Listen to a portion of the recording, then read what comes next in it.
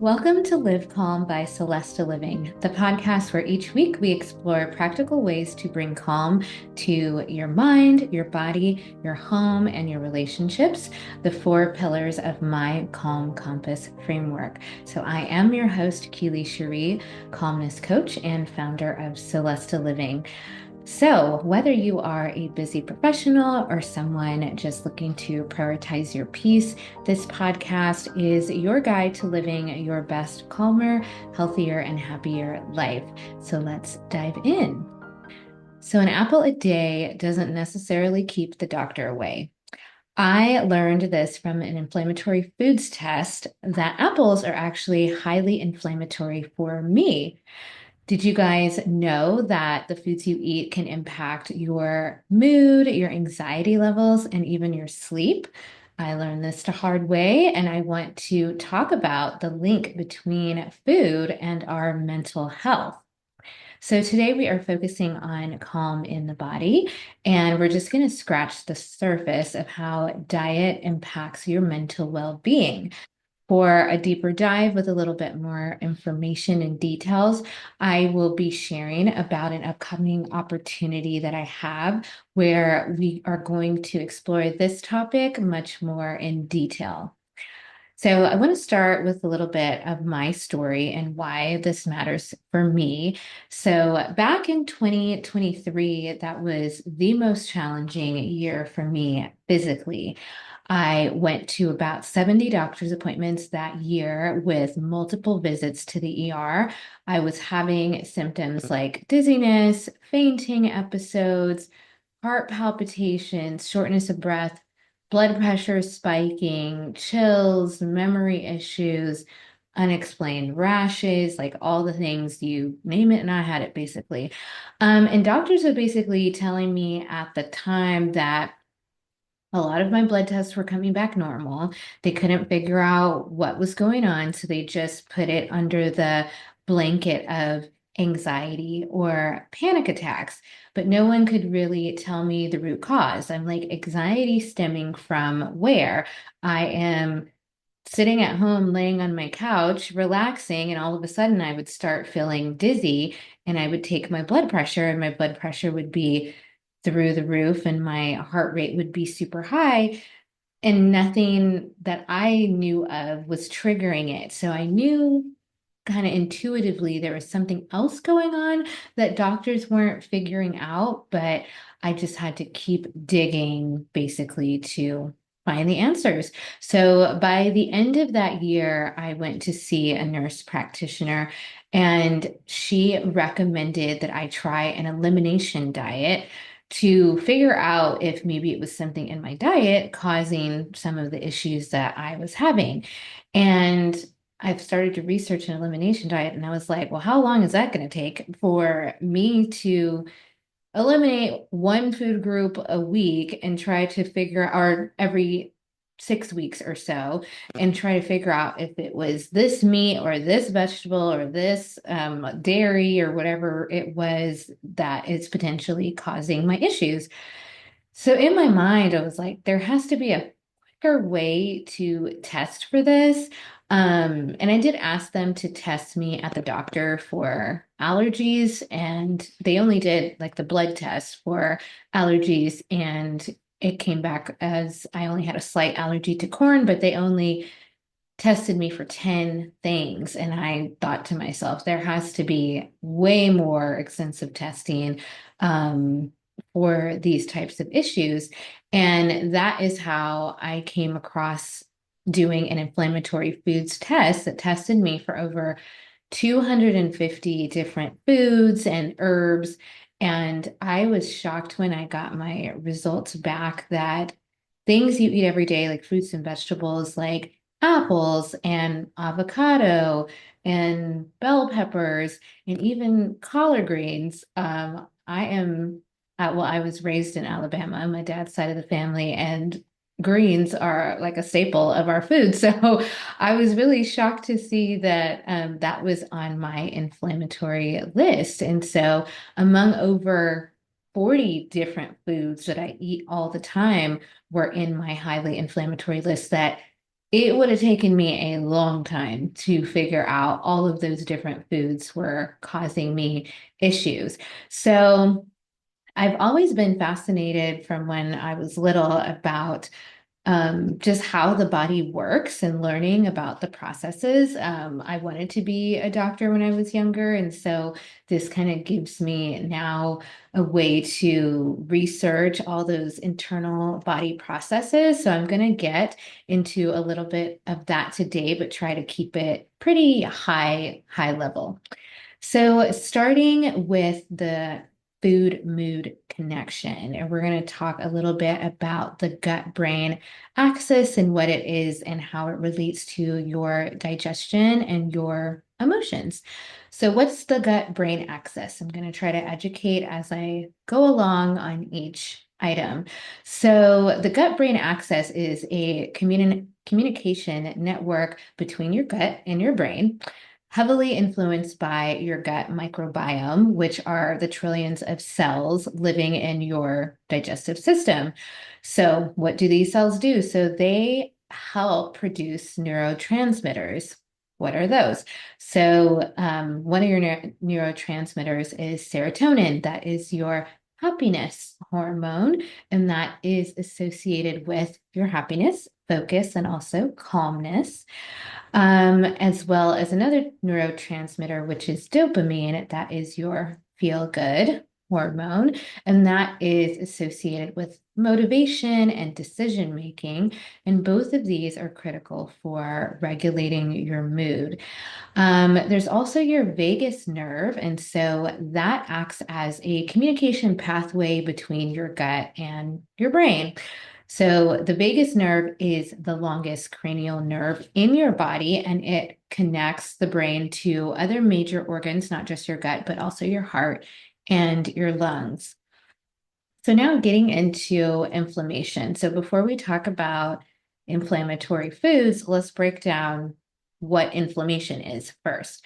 So inflammation gets a bad rap, okay? Inflammation actually is a natural defense mechanism of our bodies, and it's an essential process for us.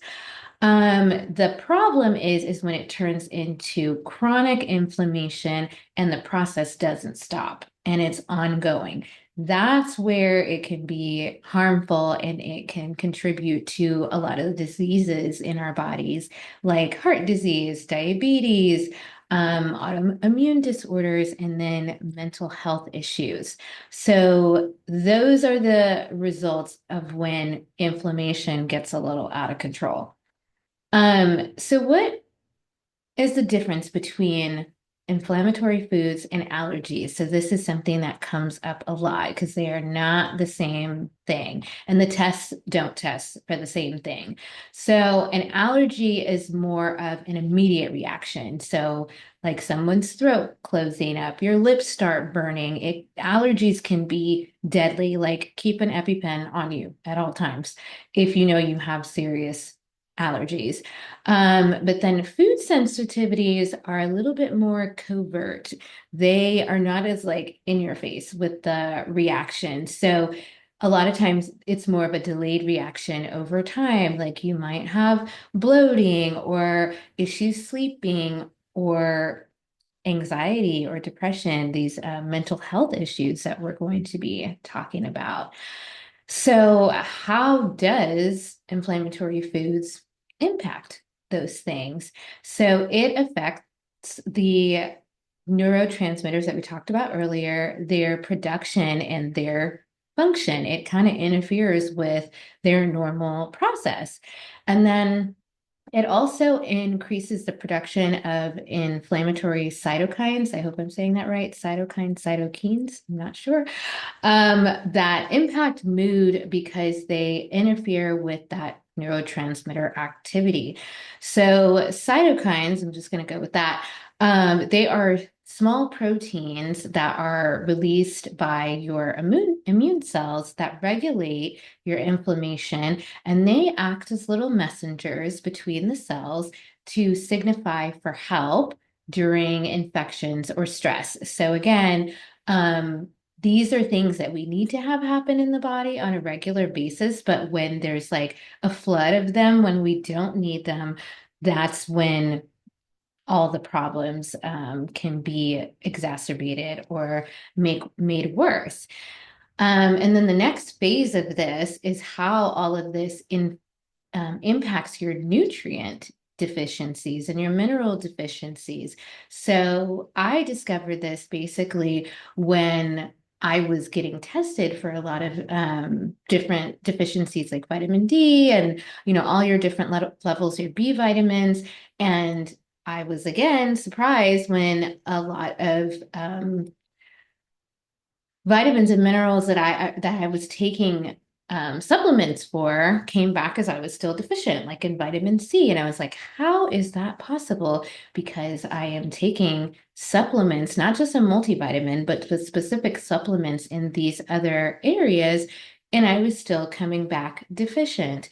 Well, I then learned after, more research and education that when your gut is inflamed, that impacts your body's ability to absorb the nutrition. So basically, if your gut is really inflamed from the inflammatory foods that you're eating, and you don't, well, if your gut is inflamed, then you could be taking a bunch of supplements every day and they really be doing nothing for you because they're getting absorbed with the inflammation and not really going to where they need to go. And then that sets off a domino of another set of problems. So, deficiencies in your vitamins and minerals, they all have a specific role that they're supposed to be playing. So, if you're starting to have deficiencies, then that's starting to create another set of problems. For instance, potassium. A lot of people don't know, like they associate potassium with like muscle spasms and things, but potassium actually regulates your heartbeat. So it can be life-threatening if you don't have enough potassium in your system, or if it's getting absorbed improperly because you have a lot of inflammation and you're not getting the nutrients from your diet. So that's why it is important to really pay attention for each person to this. And there's also not certain foods that are just like inflammatory for every single body or not inflammatory for every single body. It is what is called bio-individual. So each person individually, just like how some people are allergic to peanuts and some people aren't. So each thing is not going to impact each person the same way. So apples are high on my inflammatory list, but that doesn't mean apples are an inflammatory food that nobody should be eating, of course. So, and the next connection that I want to share about is sleep and stress and how the inflammation can infect those and kind of affect the cycle of your sleep with the issues that are happening. So, I started to research this connection because every night I sleep with a oximeter to track my oxygen drops, and I wear it sometimes during the day as well to see if my oxygen is dropping below 95%. Everybody's ideally should be above 95%. And I started to notice after I discovered some of the inflammatory foods that were in my diet, if I ate those foods sometimes, like if I went to an event and that was the only option, I ate that dish, or I was going to someone's home, I, might have eaten something that was on my inflammatory list. And I started to notice I was having oxygen drops at night. And so I wanted to research, is it possible that inflammatory foods can impact your oxygen levels and your sleep? And yes, they can. So inflammation can thicken your blood vessels, and then it in turn reduces the oxygen flow from your brain or to your brain and the rest of your body. So when you're wondering why you're super tired and you're fatigued all the time, or you have difficulty focusing, concentrating, you have brain fog, memory issues, and are wondering what's going on, and maybe you feel like you're trying to go to bed at a decent time, you're trying to do all these other things in your life, but you're still tired. It could be related to the food and any other causes of inflammation in your body. So then when that impacts your sleep and causes you to be more stressed, then the next cycle of that is that your body starts producing more cortisol. And so, what is cortisol? If you don't know, so cortisol is a hormone, it's a steroid hormone that helps the body by increasing your alertness and energy. So, like if you're about to run away from a tiger, not that that's happening to any of us on a regular basis, but stay with me. If you are in a situation where you need to get to safety, where you're in danger, basically, cortisol increases your alertness and your energy. It gives you like a burst of that. And if you are stressed all the time and your body is producing that hormone, and then you get ready to try to go to sleep and you're wondering why you have insomnia and you're just laying there awake, and then you can't sleep. And sleep is very vital to a lot of processes in our body to be able to renew and regenerate cells and all of that good stuff. And if you're not getting good sleep, then those processes don't happen. And then you're continuing to be stressed and make more cortisol and continuing not to sleep.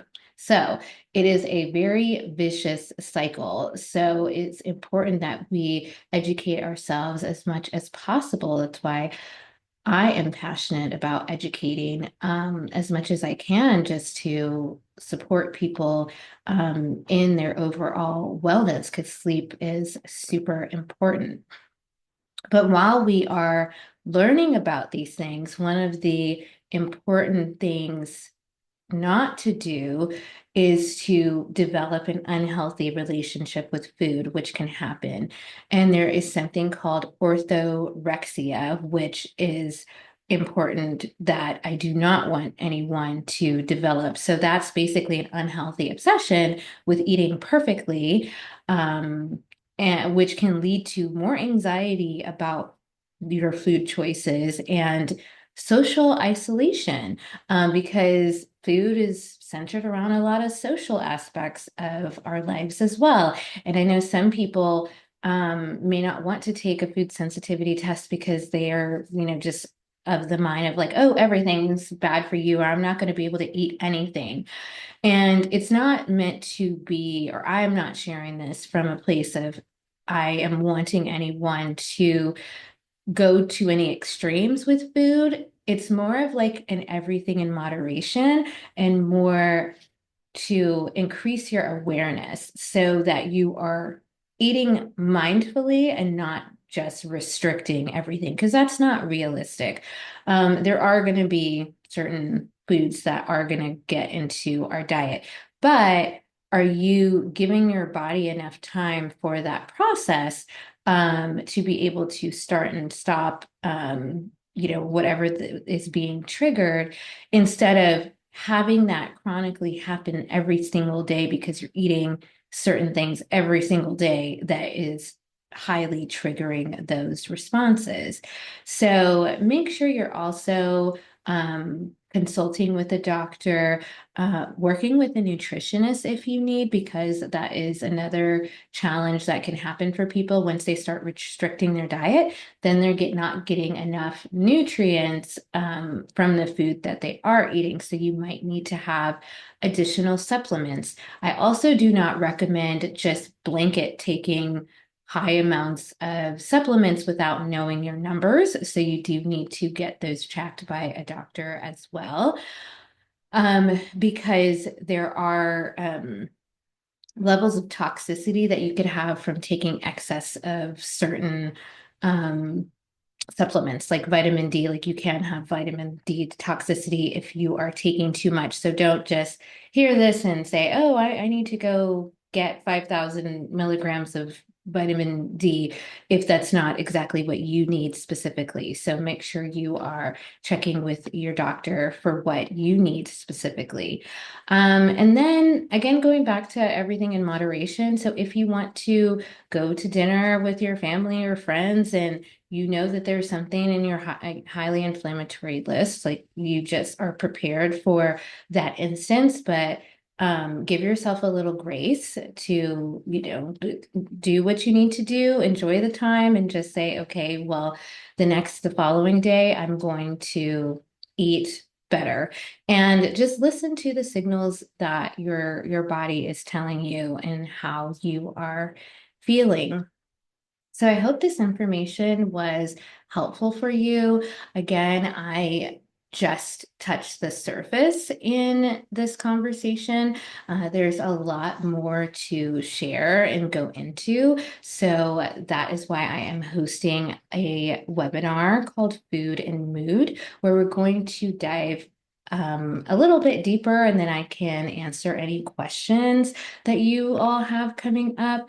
And I'm going to be sharing about the hidden inflammatory triggers in healthy food and drinks, as well as skincare products, because we don't realize sometimes or remember that our skin is our biggest organ. So when you're looking at some of these things that are showing up in your inflammatory foods list, a lot of them are also in natural skin and body care items that can be triggering a reaction for you as well if you're putting them on your skin. So it's good to have the awareness for that as well.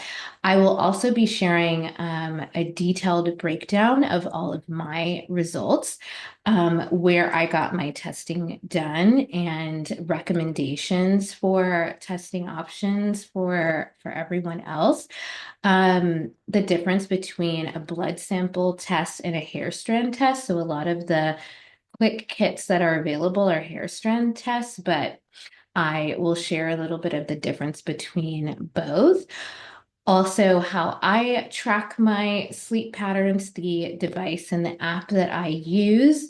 I'll also be sharing a nutrient and mineral PDF guide for you to keep. That is like a one pager that has all the details so you don't have to research them individually of where you should be getting the sources of each nutrient and mineral.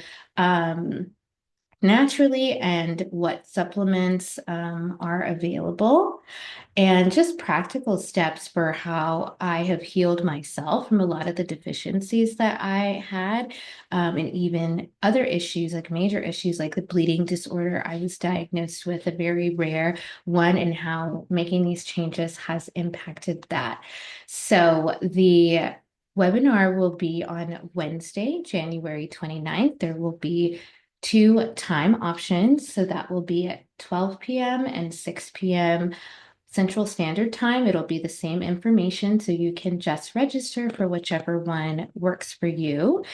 If you are listening to this after January 29th of 2025, you can still go to my website, and I'm sure we will have resources relating to this topic that you can follow up on. So you can register for the webinar or find more additional details on food sensitivities and how they impact your mood and your focus on my website at soulestatoliving.com. And I will also include links in the show notes. So in closing for today, I just want to share that your mental health is deeply connected to what you put on your plate and what you ingest in your body. But I don't want you to be discouraged. So making small changes can make a big difference, because they have in my life. And I hope all of this is helpful to you or someone you know in some way. So for our Calm Connection Corner, it's your turn to share with me. I would love to hear from you. So, if you have had any experiences with food sensitivities, um, and any testing or any of your results, and you want to share anything that you have learned, please share that with me. Or if you've learned anything new today that you would like to share, I would love to hear from you and feature you on a future podcast. So you can leave a comment if you are listening on Spotify or YouTube, or tag us at SOULESTA Living on social, or send us an email at soulesta@soulesta-co.com. That will be in the show notes as well. And then for any organizations that are listening, team members that are experiencing brain fog from food sensitivity and inflammation issues can possibly find it hard to focus, increasing their likelihood of errors. So in the webinar, I'll be sharing a lot more on the mental health impacts. So you all can join as well, or encourage people on your teams to join. So this is the perfect resource for leaders who would like to prioritize wellness in the workplace. So I welcome organizations as well. So thank you for joining me today on this journey to living calm. I hope you enjoyed today's episode. Please subscribe so you never miss a new episode. They will be dropping every Wellness Wednesday, and share this with someone who might need more calm in their life or could benefit from something that I shared today. So I'd like for us to grow this peaceful community together. And if you're wondering where to start on your calmness journey, I've got you covered. So I have a free Calm Compass quiz to discover which areas of your life, whether that be the mind, the body, your home, or your relationships, needs the most attention for you right now. So it is quick, just should take about 2 minutes, and designed to help you take the first step in a more peaceful life. So visit my website. Again, that is soulestaliving.com, or click on the link in the show notes to take the quiz today. And again, you can also leave a review. I would love to see those. So that is all for now. And I just want you all to remember that, just like my grandmother Celesta taught me with her famous lemon cakes, that inspired Soulesta Living with her resilience. When life gives you lemons, make lemon cake. Sometimes the sweetest moments come from embracing life's challenges with joy and grace. Bye for now. Stay calm and well.